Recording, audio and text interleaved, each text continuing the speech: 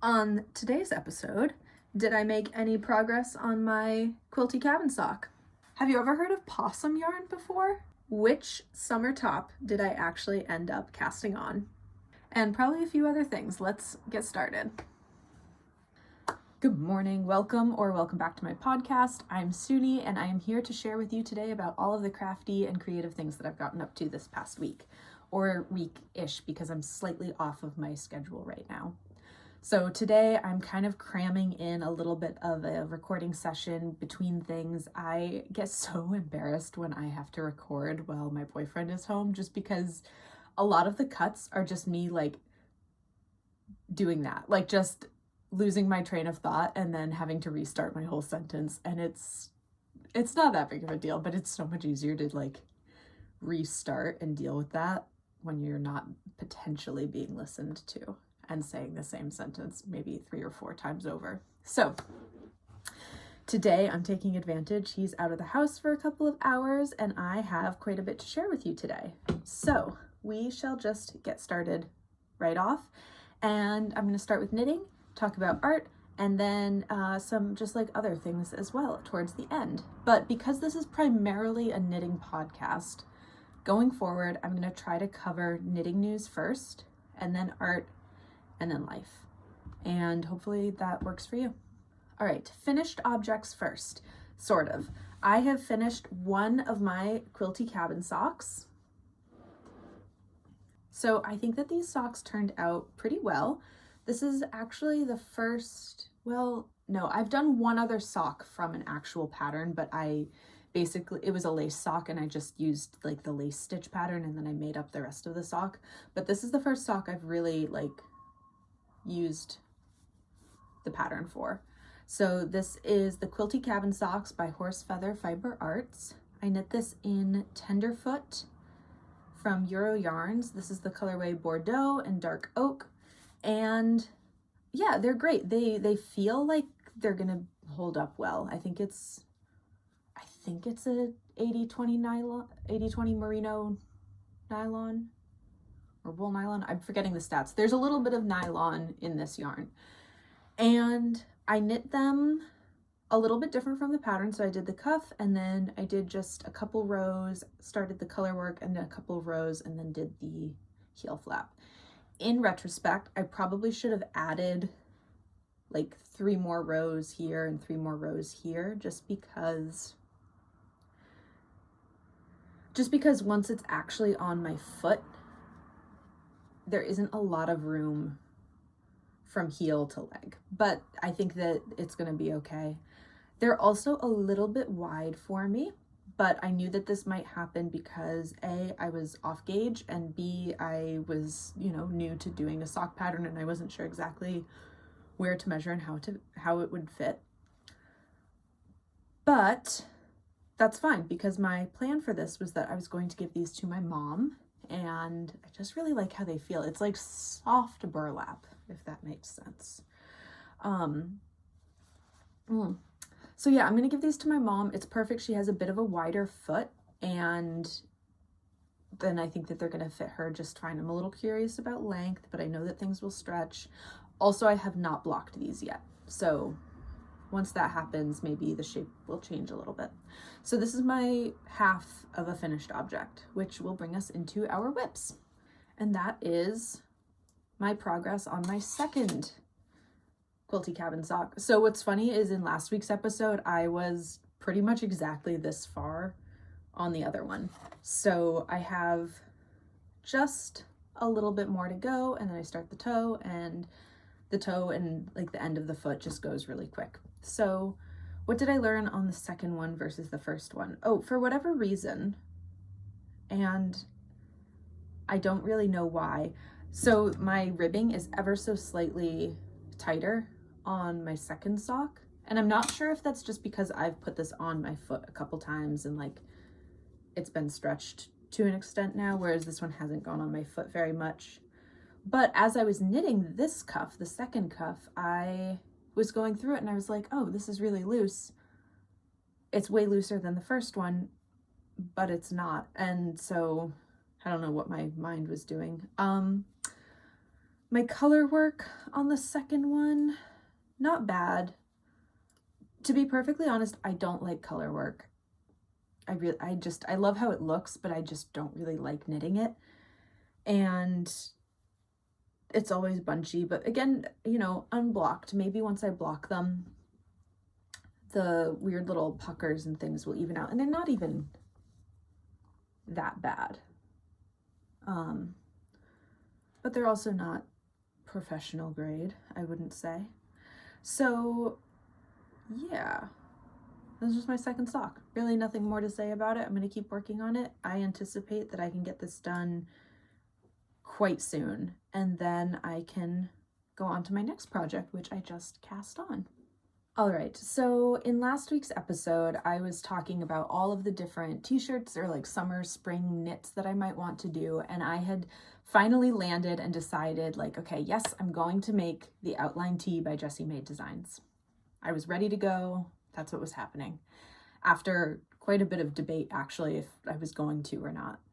And then I sent out the video, and then I was thinking about it, especially in editing, and I was really hyped up about the retro button top, and I was like, why would I spend time knitting something that I'm kind of on the fence about when there's something that I'm fully over the fence on? Like the retro button top, I want to make it. I think it'll look good. I'll enjoy knitting it. Why not just make that, right? Why not? So I then flip-flopped and was like, you know what? I'm not making the outline tee. I'm going to make the retro button top, which then led me into a whole kind of like of how am I going to make this work with the yarn that I have, because the yarn that I have is 3 skeins of Ritual Dyes Undyne. It's a cotton linen blend, and it's fingering weight, and it is quite a fine, tight fingering weight. So I was like, maybe I can hold it double and it'll achieve gauge for the retro button top, which is for a worsted weight. And I just couldn't make it work. And I'm on a little bit of a yarn buying hold for the moment, just because I've bought yarn for the outline tee, for my azalea top, and for my Astrid sweater recently, plus like 2 or 3 other things. So I just have to use some of what I've got before I go and repurchase, or I need to decide if I'm actually going to make something and return it and get different yarn. But that's all to say that I wasn't in a position to use the yarn that I had for the retro button top, and I had yarn for the outline tee. And so now I'm back on board after much debate. I am making the outline tee. And this time, for the first time ever, I'm not just talking about making it, because I have actually wound my yarn and cast it on. Let me see if I can get it out here of this basket. So this is all of my progress just from this morning. I usually wake up in the mornings and I have a little cup of tea.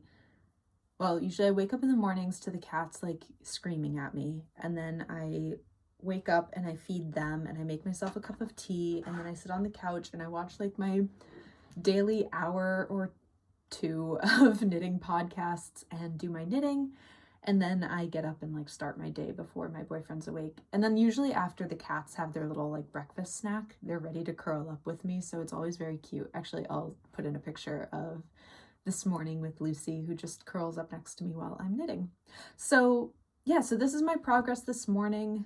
Because I was starting a new project, I think I probably did more of like a 2 or 3 hour session because I was excited about it, but that's a good sign. That's a good sign that I want to keep working on this. So I cast it on. I did quite a few cast on stitches, and then I'm working in a twisted rib. I've made it, I think I'm on my 4th, 2, 3, yeah, I'm on my 4th row here. Let's see if you can see that. I don't know if it's in focus. I do have to work on my camera setup. Currently, I have my iPad like sitting up on a cardboard box leaning against the wall, and hopefully it doesn't fall over, and hopefully things are in focus. I would like to invest in a tripod, but I just haven't yet, so that's fine. The thing, okay, real quick, the thing with this podcast is like, I don't want to overinvest in it before I'm emotionally and like personally invested in it. It's editing, Suni. I just wanted to say I actually am very much emotionally invested in this and the fact that you are watching it. I think what I meant is that I didn't want to financially invest before I got to that point. And now that I'm like, okay, yes, I'm invested in this, I'm spending time on it, I enjoy it, and I see myself doing this for a while. I care about viewers, I care about my content, like all of those things. Now that I'm confirming investment emotionally, I'm ready to like go ahead and get the tripod or figure out a system that's going to work a little bit better. I've been really, really, really loving finding community and like knitting company through YouTube lately, and I really wanted to be a part of that in creating my own content and kind of sharing, because in a lot of ways all of these YouTube videos and vlogs, they're a conversation, and not just like in the comments, but just in what I'm saying, and you're probably watching and having thoughts as it's coming up, but you know, I obviously can't hear them unless you comment. I don't know what I'm saying. It kind of feels like birds. Actually, that's quite what it feels like. Real quick, we're like 3 tangents over now. Earlier this year, I did try to start my own Discord for some folks and artists and like people in my community that I thought could like connect over just having like a voice chat going while they're working during the day, because it's a lot of people who are artists who are self-employed or just, you know, people who have the time to work from home and also chat with people, kind of like a coworker situation, because I find that often I kind of miss that experience in working from home. But anyway, so I tried to make this Discord and I called it Birdsong because the idea was that as birds are foraging together, there's a specific song that they do that, like a call to each other, that's just like, hey, I'm over here, hey, I'm over here, hey, I'm over here, hey, I'm over here. And it's just to like keep connected. And so this YouTube podcast, vlog, whatever you want to call it, podcast still seems wrong, but c'est la vie. I really like it. I just really like that I feel like I'm doing my little like, hey, I'm over here, and watching other people do their little, hey, I'm over here. So anyway, I forget what the original thought was that I was getting back to. Maybe I already got back to it. I think it was just that I'm really enjoying YouTube community, and maybe that I was watching it in the mornings. I forget. Anyway, whatever. So here's my outline tee progress, and I've just been working on it and feeling good about it. So I think I'm gonna keep going. Like I said in my last video, like the worst that's gonna happen is that it doesn't fit me and it becomes a gift knit. And I can live with that. So far I'm enjoying knitting it. I'm even like, and that's a good thing to say when you're doing over 250 stitches of fingering weight cotton linen yarn and you're doing twisted rib and you still like it. So I think I'm off to a good start here. Did I just knit what should have been a twist? Hang on. Oh dear. What did I do? I tried talking and knitting. Maybe it's fine. Yes, okay. So I'm knitting through the back loop, which isn't a crazy technique, but it's not something that I do all the time, and it looks different. The stitch, when you knit through the back loop, the new stitch that you make, the new loop on the needle, looks like a normal knit stitch, and in my head I'm like, oh, that's wrong, but it's correct because it's the stitch below that matters. So I'm gonna put this down because I can't be trusted to work on it while I'm talking. But I'm looking forward to this. So the outline tee and my Quilty Cabin Socks are definitely going to be my main projects right now. The update on my heirloom quilt cardigan is that I'm just motivated to work on other things. And I think I've been a little bit too rigid with myself about like the structure to my whips or what I'm going to do, especially in coming on to creating this podcast. I felt like it was really important that I told you all my plans and then stuck to them. But I gotta tell you, I am like the flakiest person. So I don't know what else I wanted from myself, but that's what I've got. So I think it's okay that I'm gonna change plans. I think it's fine. Again, it's knitting and like it's not that deep. This isn't even my job. I don't want knitting to become my job. I want it to be my happy hobby. And the fact that I'm keeping like two like working whips at a time and a third kind of in the works, that's pretty good. I am the sort of person who's going to get overwhelmed if I start having like 4 or 5 projects going at a time. But I guess that kind of depends on what it is. Okay, here's my thought. Here's my whip philosophy that I may or may not change completely in my next video.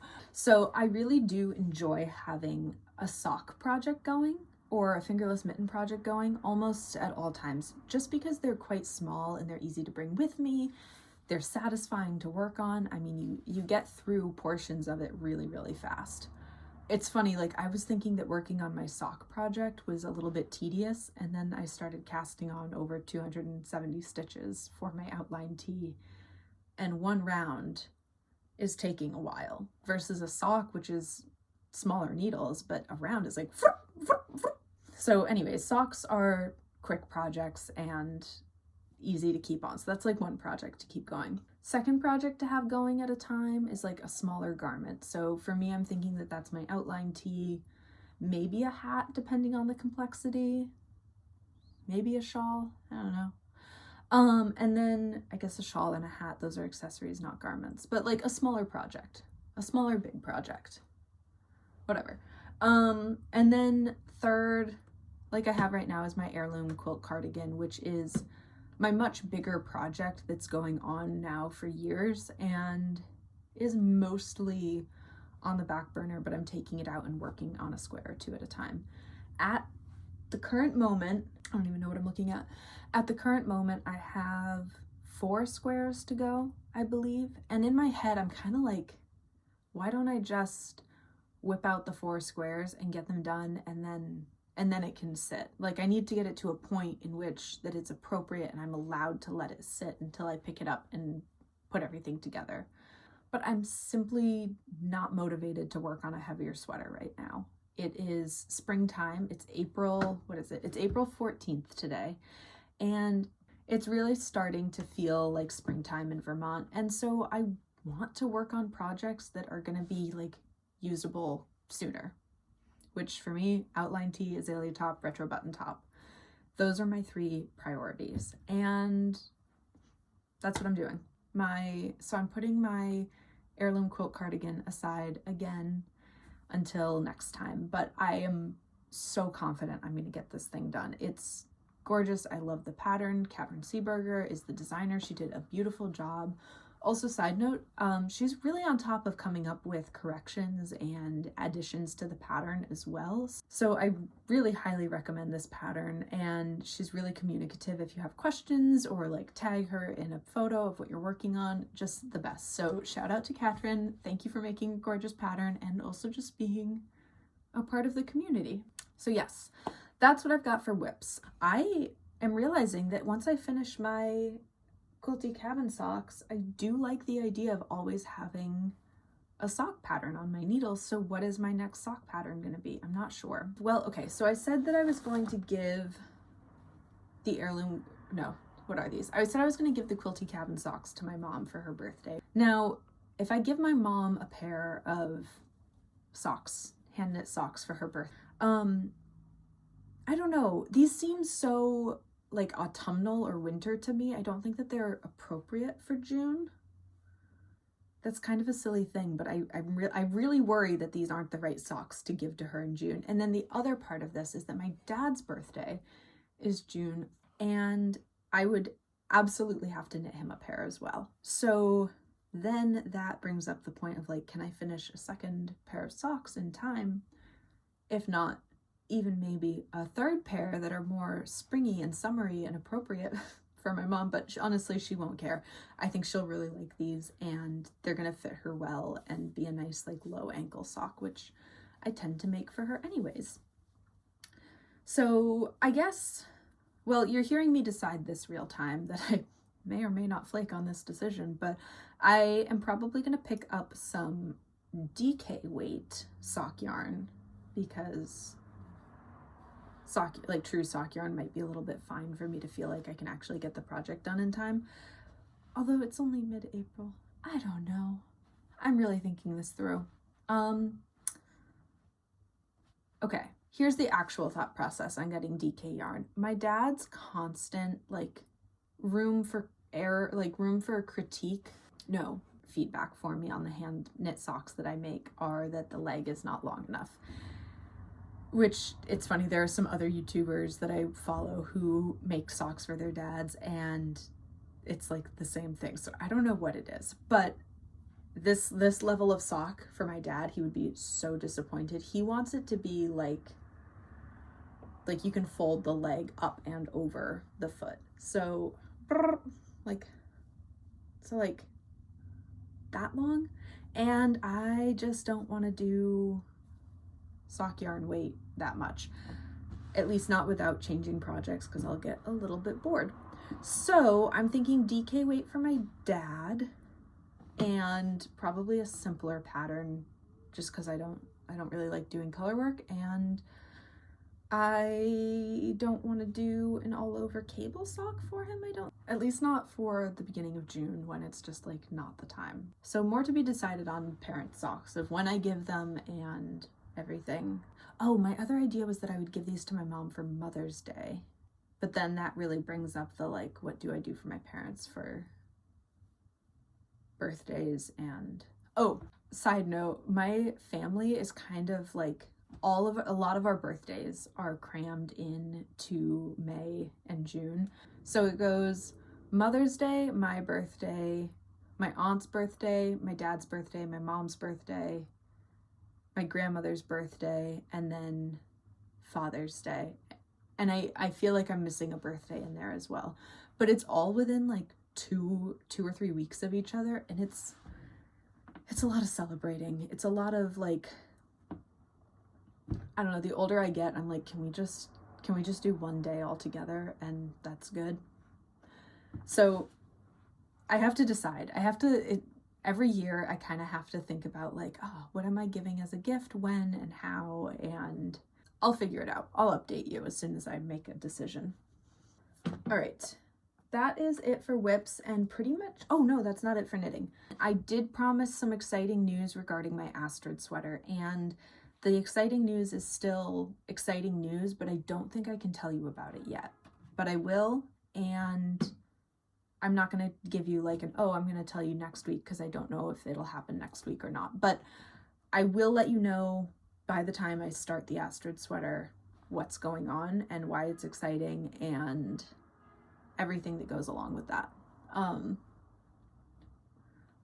Sorry if you're hearing car noises or the road noises. I just have to have the window open today because it's gorgeous and beautiful and I want the fresh air. All right, so Astrid sweater and the yarn that I got, exciting news, but to come later, unknown timing. And in the meantime, I wanted to share with you my acquisition of the week, which is I got this beautiful skein of yarn given to me by a really good friend who just came back from New Zealand. And what is so cool about this yarn is that it is made with an 80-20 blend of New Zealand merino, but the other 20% is Possum. So I don't know if you've ever heard of Possum yarn, but it is very cool. I've never heard of it, so I'm like, oh, something so unique. Let's see if I can get it into focus here. So I'm not sure if you can see, but there are some like shiny black hairs and fluffs about this yarn. And the shinier, like straighter black hairs, that's definitely the Possum. And then there's also the fluff, which is the Possum. What I gather from my friend's like very brief description and my very limited research is that possums are quite invasive in New Zealand, like very problematically so, and that it's kind of a cultural expectation that people kill the possums when they see them, which it sounds like it's a part of actual wildlife management. So it's probably very well researched by everyone there. There's going to be some sort of like agency in charge of this. I bet for the most part it's okay. However, it does sound like, you know, if you're just taking out all the possums that you see, there's going to be a lot of waste. So in my brief little bit of information from my friend, it sounds like there's an initiative from people in New Zealand to not completely waste the animals and use some of their fur for yarn, which I think is pretty cool. And I just admire anyone's attempts to honor a life even through death and not wasting, whether that's like eating meat or that has been roadkill, like recent roadkill. Please do not go harvest random creatures off the side of the road. What I'm talking about specifically is, for example, the deer and I had the misfortune of meeting through the way of my bumper, and unfortunately the deer died, but I have the skills and people in my life to support me, and I wanted to do what I could to not just leave her to waste. So I collected the deer, harvested her, and brought her home, and I have been eating venison since. So look, I'm not an expert. There's a lot to say on this topic. I'm just saying that I personally appreciate efforts to reduce waste. And it seems like the whole possum situation is one where there is a bounty of waste of life, and yet people are trying to minimize that. And I think that's cool. So, possum yarn. My impression of it, very soft, very squishy. The squish might be the merino, but the possum of it is very soft. It has a very like felt, like soft, good felt, not like cheap craft store felt, but like true wool felt, brushed kind of a feeling about it. Oh, that's funny.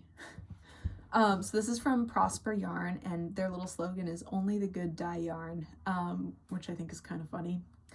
So yes, I said it's an 80% South Island New Zealand merino with 20% possum, and it says that this is a flexible gauge yarn. It's coming in at 100 grams or 260 yards, 238 meters.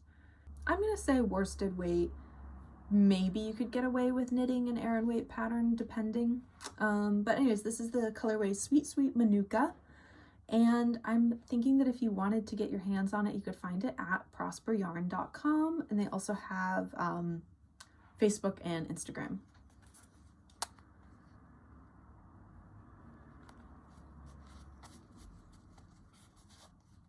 So yes, very cool acquisition this week. Thank you so much to my friend for bringing this back for me.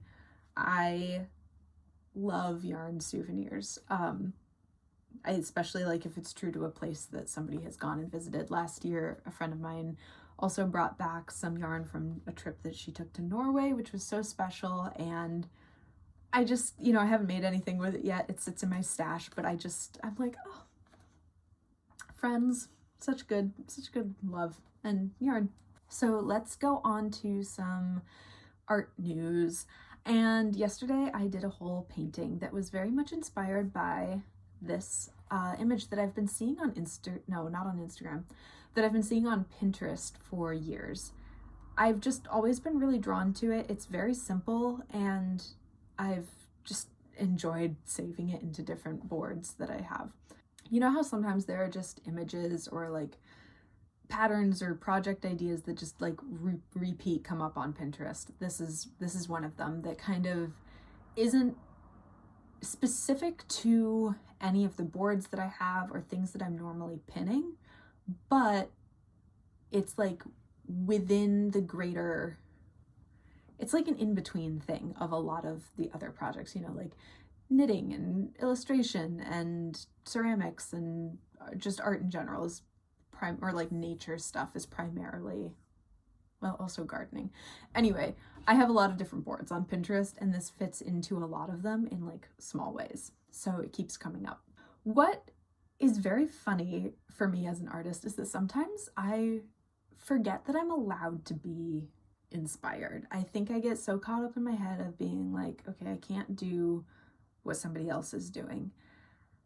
Just because I don't want to copy somebody else's great ideas. And I get that's especially because for the most part, I'm trying to make money off of my art and I don't want to capitalize off of somebody else's ideas. But that puts a huge amount of pressure on me to only create art when I have a truly like original idea.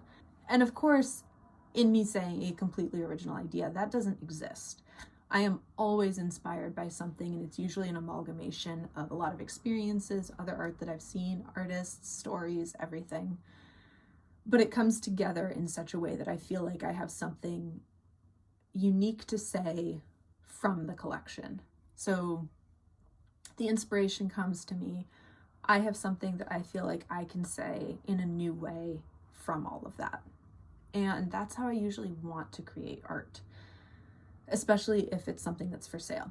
But that doesn't mean that sometimes I don't just see a cool project and want to make it because I'm inspired and it looks fun and it looks like I can learn a new skill and all these things. So this painting the other day, I was looking at it, I was like, you know what? I actually really like this. I just want to paint this for my house. Something similar for my house that isn't, I'm not going to try to reproduce it for sale. It's just going to go on my own wall. I'm going to enjoy it.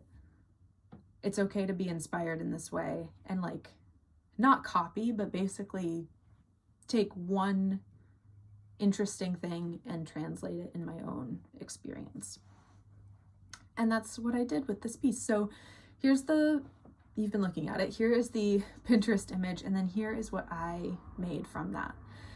So this painting is what I made yesterday, and I'm really pleased with how it turned out, actually. I can definitely see the representation and the translation of the image that I found on Pinterest to my own style and my own experience with it, but while being something different. And there's a lot of like symbolism in this piece for me.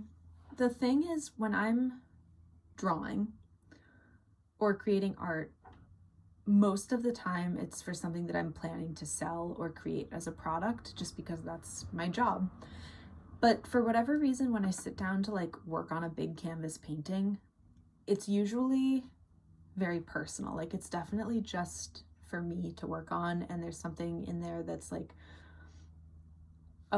something to work through, or you know what it feels like? It feels like I'm doing witchcraft. It feels like I'm doing a spell. It feels like it's kind of like knitting, like I'm stitching in or brushing in the experience of the moment and really locking it in a way that I don't always observe with my drawing.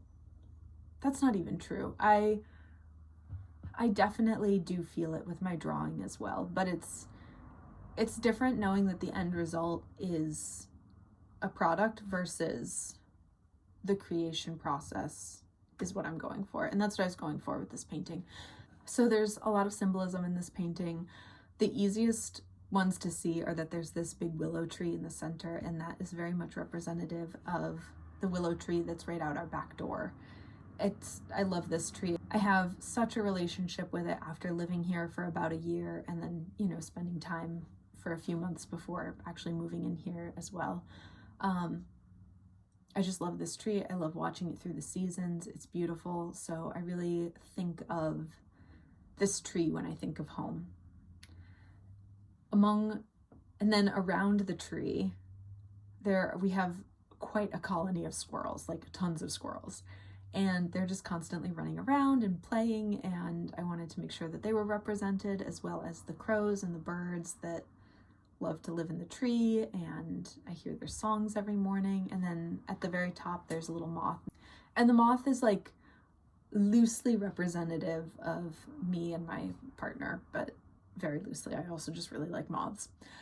And a lot of the other imagery or like the design of this piece around it is that I was kind of creating a protection spell for myself while I was painting this. And a lot of the plants around it, you know, they have thorns or spires and spikes, and it's very much like, whoa there, keep out if you're not invited. And I like these little like on the sides and around the circle of the tree. They kind of look like teeth to me. So yeah, this whole piece is, I'm calling it like a protection spell for my home. The reason for turning this painting into a bit of a like protective spell is that I am just not feeling safe lately at all. In a few different ways.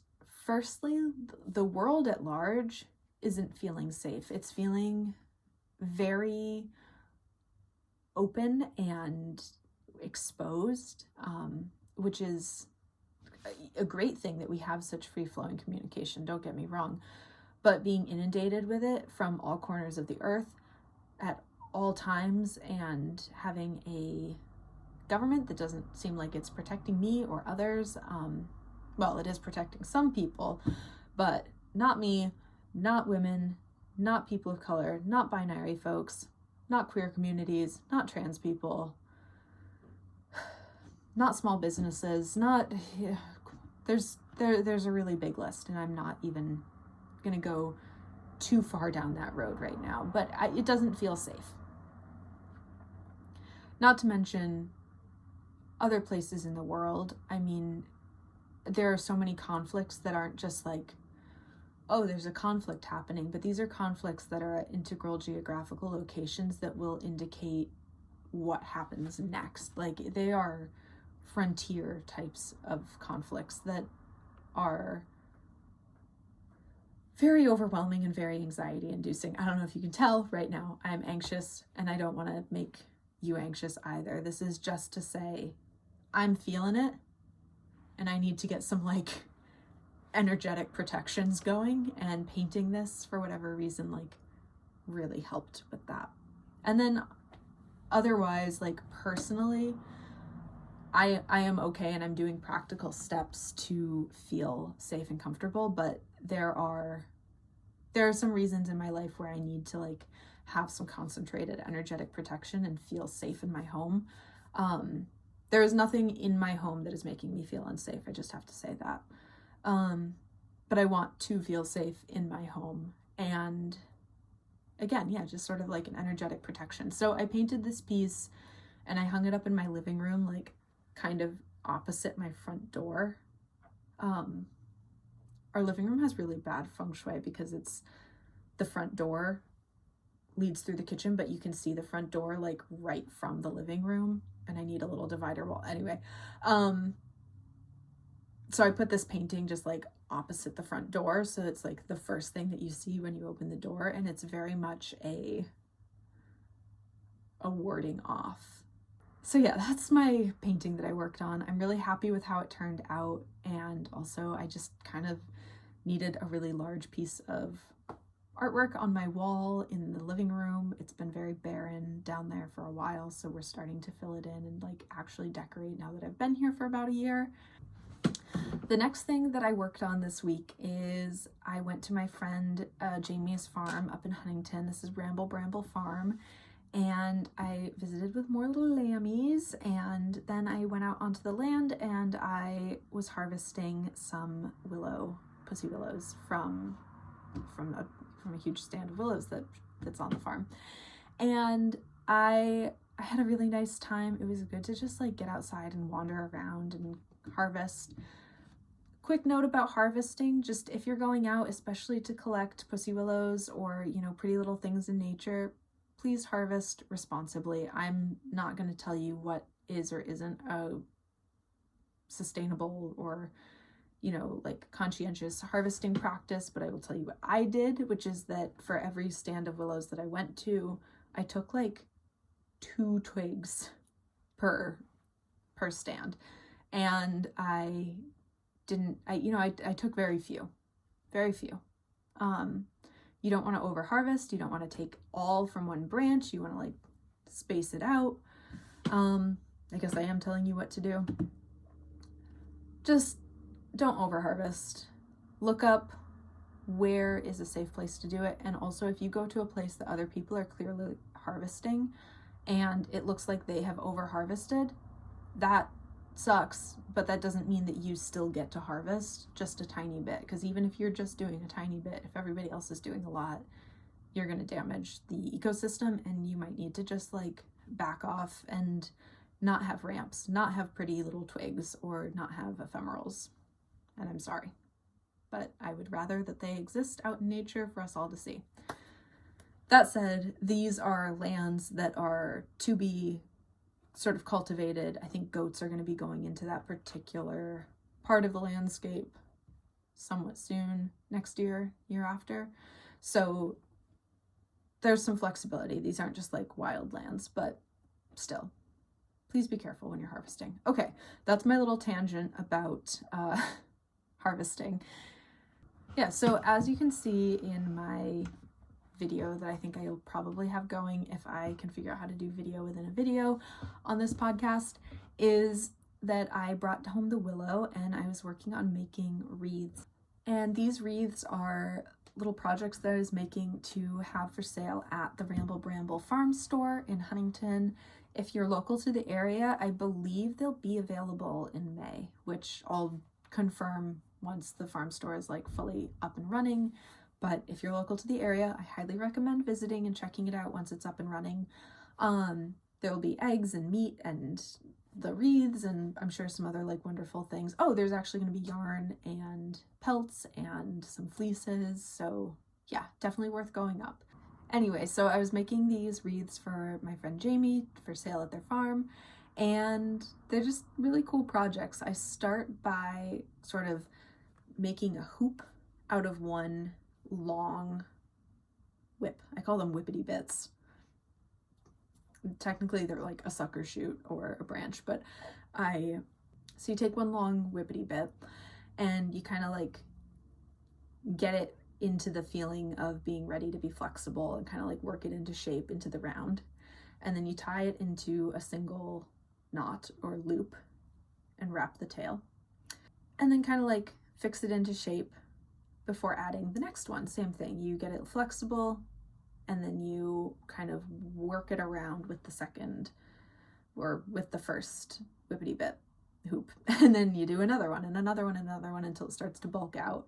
And once you get like 3 or 4 of them all woven in together, it'll start to be a little bit stronger. And then from there, I just keep adding pieces in where it feels like certain sides of the wreath need to be bulked out or thinned out. And then I go through and I add in some of the little like tail ends to give it a bit of like a look about it. Gosh, my descriptors are just sounds. And then I take the budding portions of the twigs or the pussy willows and actually stick those in, which does 2 things. 1, pretty.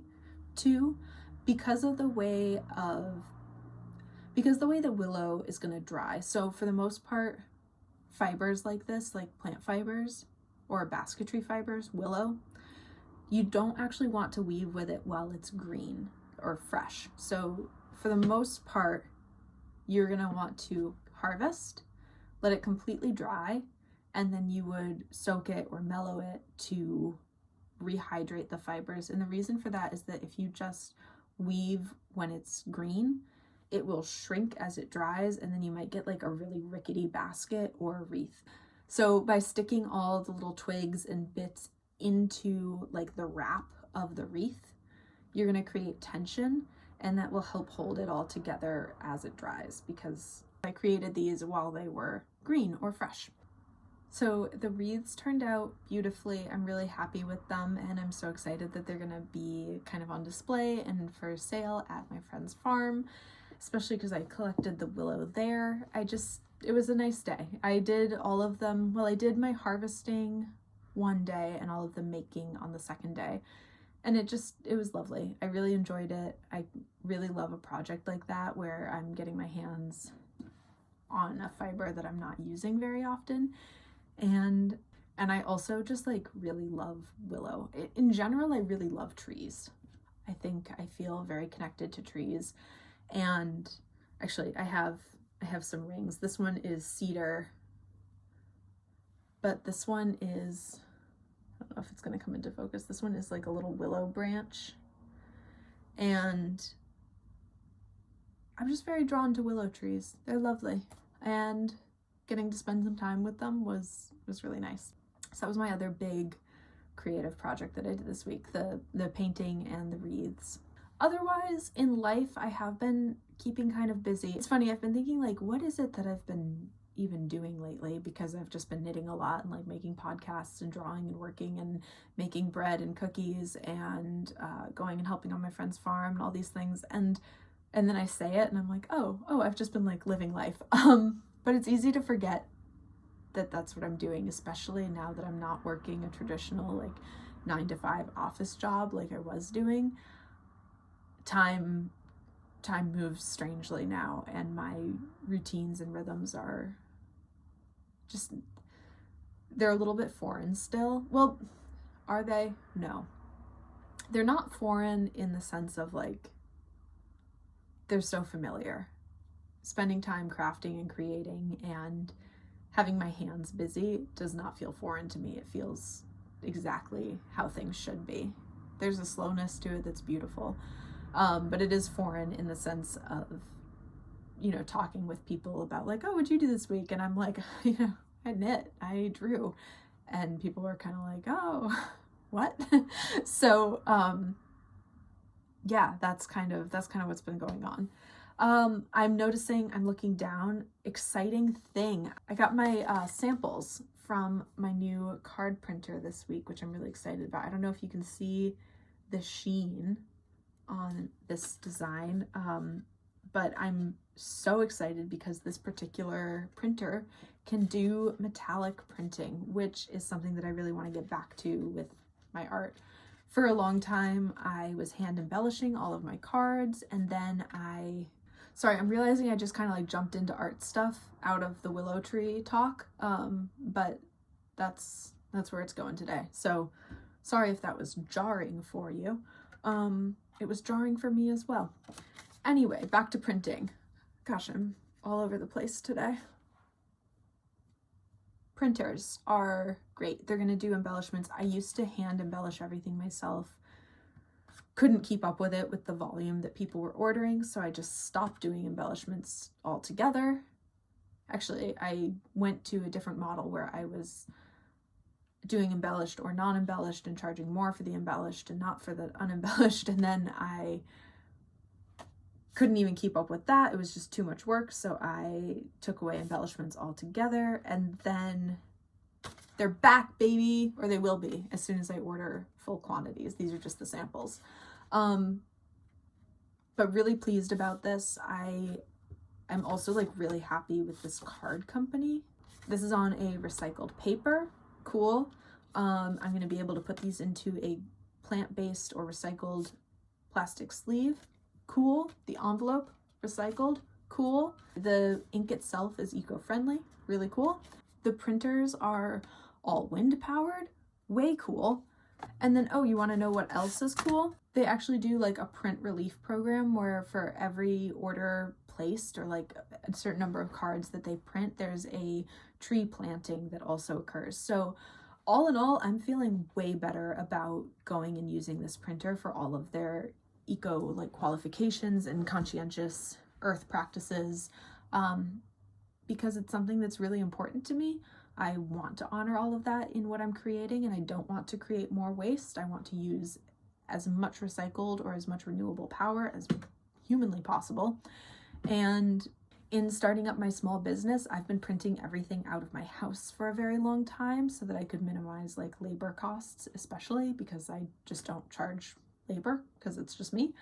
And at this point, I'm getting to the size where I want to scale up. I want to use a bigger printer, and in looking at printers, I'm like, yep, it's time for me to choose what really aligns with my values, and it's just like a very exciting step for me in running my business.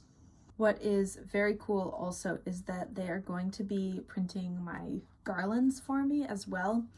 So let me see if I can find a good example. Each of the garlands have like 12 different designs for them. So they're like a front and back. I don't know if you'll be able to see. So here it is printed flat. And then here, actually I just put them next to each other.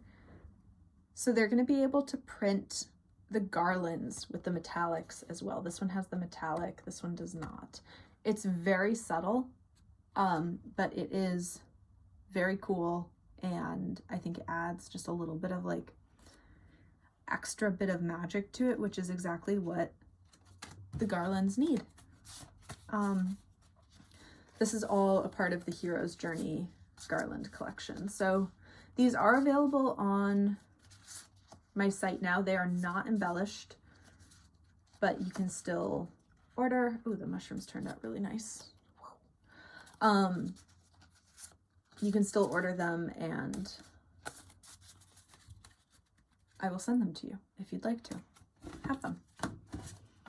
Okay, so the printers, all of that coming soon to a Moth Folk Studio near you. Otherwise this week I have been working on my sourdough bread baking, which is going inconsistently to say the least. Part of this is just because like yesterday I didn't weigh my starter. I just dumped some out and was like, yeah, that looks like about a cup. And I don't actually have a kitchen scale. So I'm working with inconsistent results because of my own inconsistency. I generally think that I need to let it brown up a lot more. I need to let it proof overnight in the fridge so that the flavor really develops. And then I'm also feeding my starter the morning before I use it instead of like the night before I use it. There are just some things that I could tighten up, but at the very least, I'm baking bread and I'm enjoying that process a lot. It's a nice way to spend a couple of hours and think about my day in terms of how many times I have turned and folded my loaf. So here are some of the loaves that I've made recently. Varying levels of success. I'm sure that they'll only get better, and I'm really only showing these to you so that I can eventually, maybe 6 months from now, be like, look how far I've come. Or not, maybe they'll look the same and that's fine. It all tastes pretty good. All of these loaves, excluding my very first not pictured loaf, which was just like dense and like this big, they are all very edible. They definitely feel and taste like bread, and I've enjoyed them thoroughly. So it's only going to get better. Very last thing is that I finished a book and I'm going to give you a media recommendation. So 2 nights ago, I finished the first book in the Mistborn series by Brandon Sanderson. It was fine.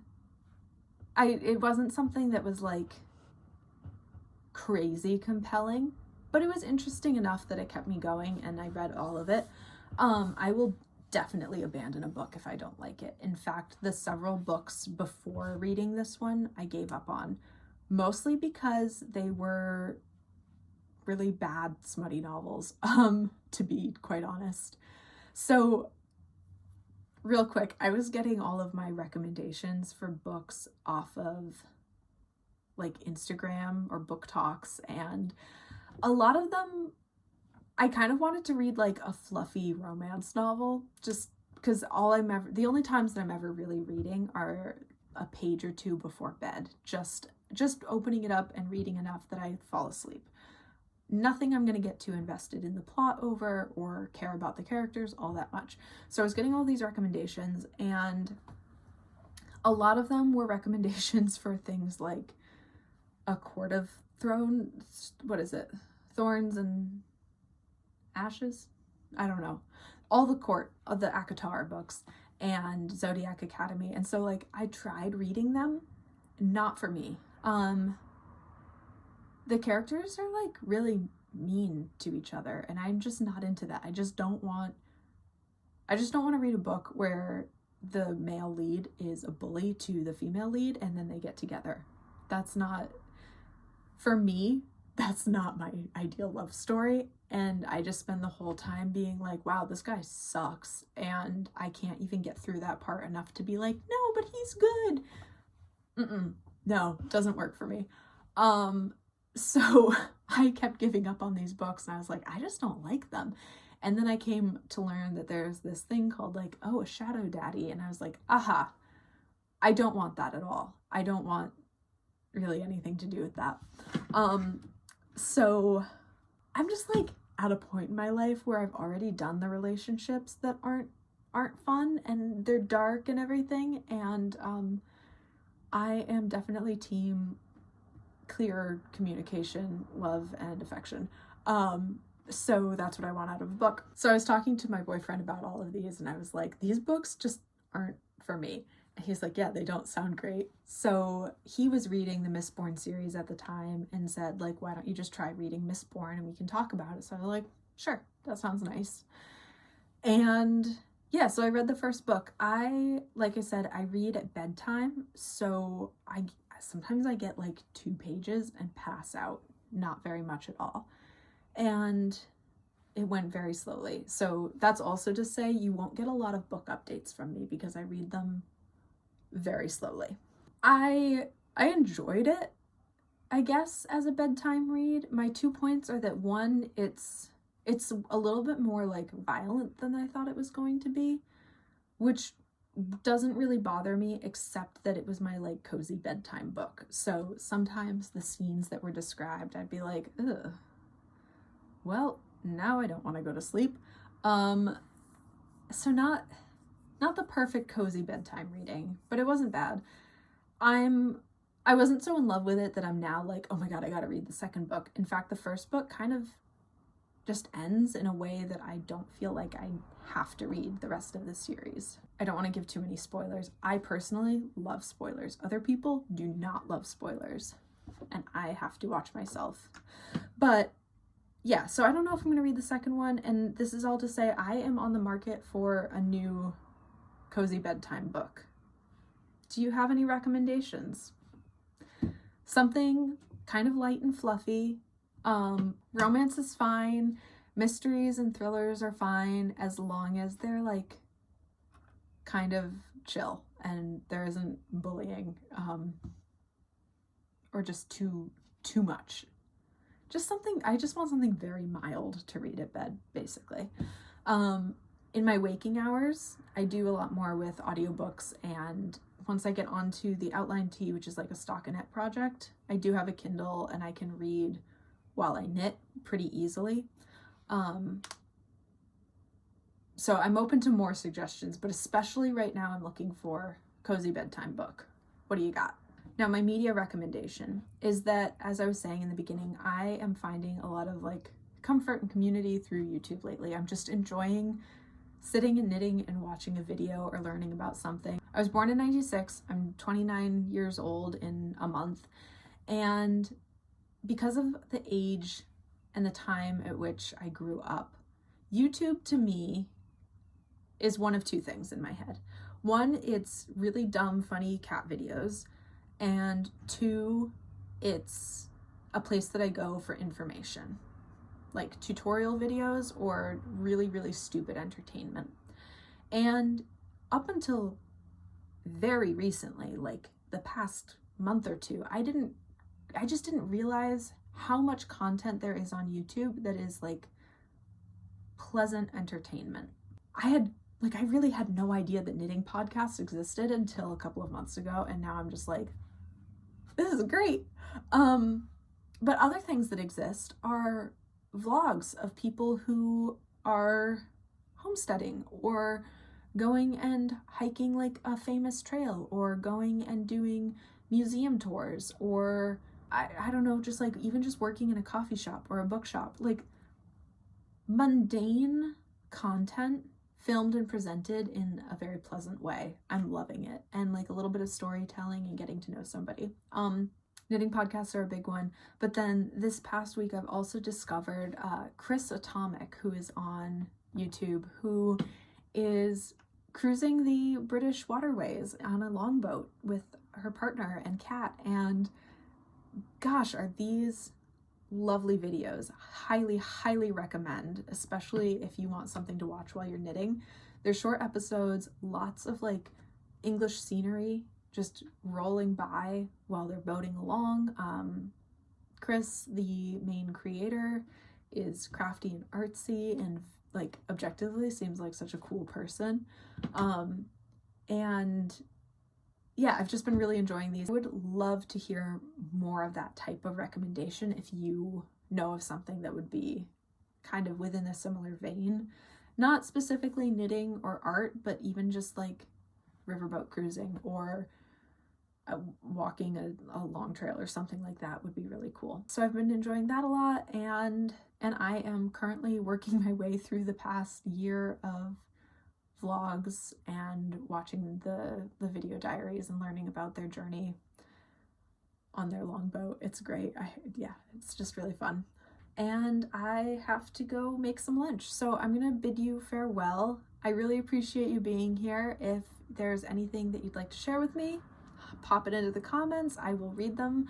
I love recommendations, suggestions, comments, thoughts, really anything. Gosh, these sign-offs are always so embarrassing and like hard to film because I know someone's watching, but I kind of don't know that anybody's watching right now, and I really want to talk to you, like truly you, in this moment and say thank you for watching. It means a lot that somebody is here and has spent this amount of time listening to things that I care about, and I'm hoping that in return that I've given something to you, like a few minutes to sit and have like a productive rest, or you've been creative, or you've just found some company, and that all means a lot. It's all really good community building and healing, and that is my wish that I have given to you. So I'm going to work on these sign-offs, but until I get that nailed down, thank you, and I will see you next time.